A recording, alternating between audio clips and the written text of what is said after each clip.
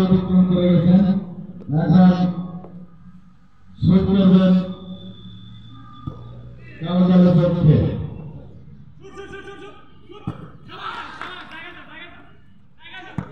সে মনির সেই খেলে চলছেন শুধু ফরিদপুর হতে আগত, ফরিদপুর জেলা হতে আগত শ্রী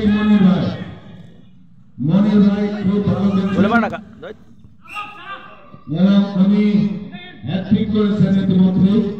আমরা খেলা উপভোগ করছি সেই এলএসটি লালমনিরহাট ইন্টারন্যাশনাল। আপনারা জেনে খুশি হলেন আমাদের মাঝে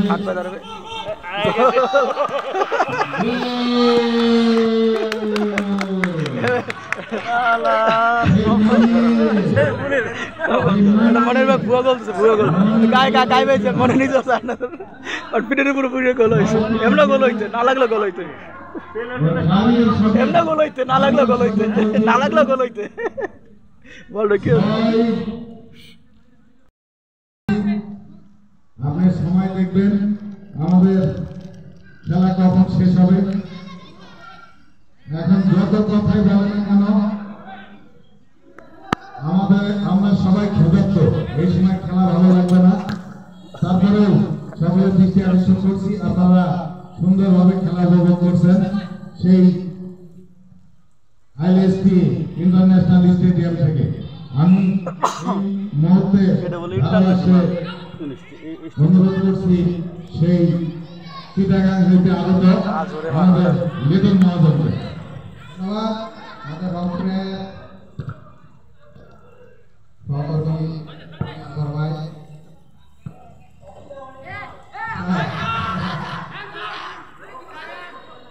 এখন খেলা নামছে শাহাব।